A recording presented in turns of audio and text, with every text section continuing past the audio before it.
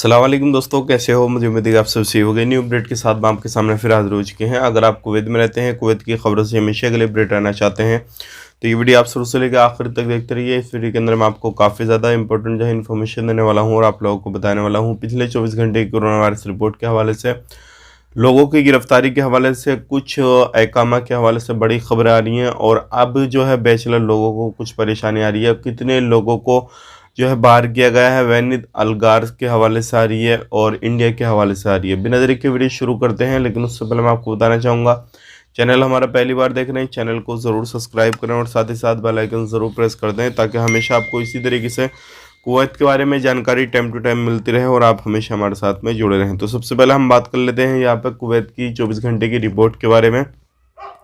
4,299 की रिकवरी की गई है। टोटल रिकवरी हो चुकी है 4,41,137 की। टोटल नए केसेस आए हैं 4,809 और टोटल जो केसेस हो चुके हैं वो हो चुके हैं 4,88,959। एक बंदे की मौत हुई है। टोटल मौत हो चुकी है 2,483 की और 32,877 जो है टेस्टिंग की गई है। टोटल टेस्टिंग हो चुकी है 66,07,278 की और 48 अभी भी आईसीयू में केसेस हैं। बात करते हैं यहाँ पे एक्टिव केसेस की, तो 45,339 तो है एक्टिव केस हैं। 151 पे कॉल करके इन्फॉर्मेशन वगैरह कोरोना से रिलेटेड आप ले दे सकते हैं। यहाँ पे बात कर लेते हैं बैनित अलगार से। बड़ी खबर आ रही है बैचलर लोगों के हवाले से।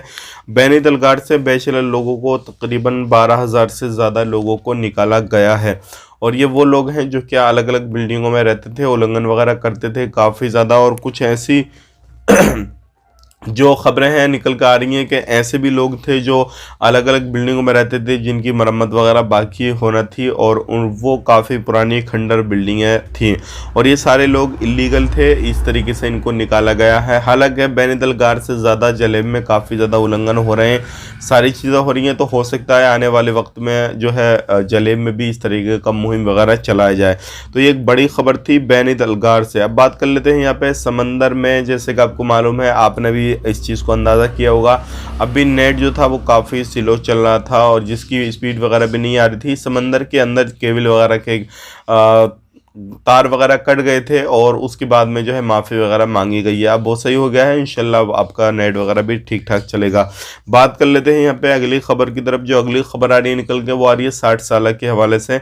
250 KD जो है 60 साल वालों को देना पड़ेगा। हालांकि अभी इसका फाइनल डिसीजन नहीं आया है और हेल्थ इंश्योरेंस का अलग से देना होगा। अहकामा जितने भी पढ़े लिखे अनपढ़ जो भी हैं 60 साल से ऊपर के हैं तो उनको 260 KD देना होगा। तो आपके लिए ये सही है या गलत है, आप मुझे कमेंट बॉक्स में ज़रूर बताइएगा इंशाल्लाह, ताकि आपकी भी राय जो है वो मालूम पड़ जाए कि भाई 260 KD ज़्यादा तो नहीं रहेगा और हेल्थ इंश्योरेंस जो है वो आपका प्लस रहेगा और 1 साल का आपका अहकामा रिन्यूअल किया जाएगा। हालांकि ये अभी कानून लागू नहीं किया गया है, इस पर बात वगैरह चल रही है। जैसे ही फाइनल इस पर डिसीजन आता है तो वो भी हम आप तक शेयर कर देंगे। बात कर लेते हैं यहाँ पे अगली खबर की तरफ। जो अगली खबर आ रही है निकल के वो आ रही है चेकिंग के हवाले से। अभी भी कुवैत के अंदर हर जगह पे हर तरीके से चेकिंग वगैरह हो रहे हैं। कहीं पर भी आप निकलते हैं बाहर घूमने फिरने के लिए और चाहे वो जलेब हो, महबूला हो, बैनित अलगार हो, कहीं पर भी आप रहते हैं तो चेकिंग में काफ़ी ज़्यादा सख्ती बरती जा रही है। और उन लोगों को जो लोग बाइक पे काम जाते हैं, कार में जाते हैं किसी भी तरीके से, तो उनका लाइसेंस वगैरह देखे जा रहे हैं। जो पुराने लाइसेंस वाले हैं जिनके एक्सपायर हो चुके हैं उनको भी पकड़ा जा रहा है और जो नए लाइसेंस वाले हैं कोई भी उल्लंघन करते हैं किसी भी तरीके से तो उनको भी पकड़ा जा रहा है। तो आपको इस चीज़ का खास करके ध्यान देना है ताकि आपको भी कोई परेशानी ना आए। बात कर लेते हैं यहाँ पे अगली खबर की तरफ। जो अगली खबर आ रही है निकल के इंडिया के हवाले से, काफ़ी बड़ी खबर है कोरोना वायरस के हवाले से ये। और जैसे कि आपको मालूम है अभी इंडिया के हवाले से भी बहुत सारे लोग इस चीज़ का सवाल जवाब करते हैं कि इंडिया के अंदर कितने केसेस निकल रहे हैं, क्या हो रहा है क्या नहीं हो रहा। तो मैं आपको बताना चाहूँगा इंडिया के अंदर 24 घंटे के अंदर जो केसेस आए हैं वो आए हैं 3,47,000 से भी ज़्यादा। तो आप भाई खुद सोच सकते हैं कि इंडिया के अंदर केसेस कम नहीं हो रहे हैं, काफ़ी ज़्यादा हो रहे हैं। मरने वालों की संख्या काफ़ी ज़्यादा है, एक्टिव केसेस की संख्या भी काफ़ी ज़्यादा है और हर राज्य में जो केसेस है वो काफ़ी ज़्यादा निकल रहे हैं।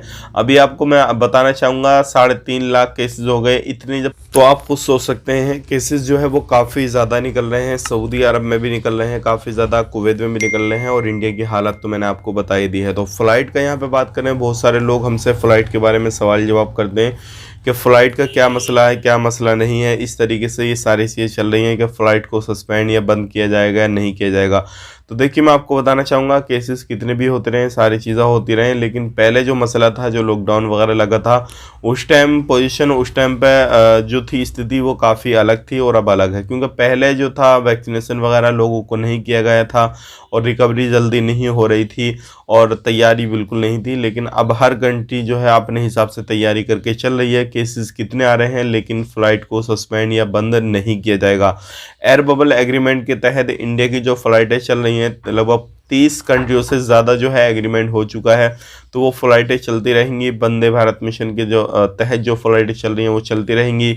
और कार्गो की फ़्लाइटें जो आपको मालूम है, ये तो कभी भी बंद नहीं होंगी, क्योंकि कार्गो की जो फ़्लाइटें होती हैं उसमें सामान को जो है इधर से उधर करना होता है, लेके आना जाना होता है, सारी चीज़ें होती हैं, तो ये फ़्लाइटें बंद नहीं होंगी।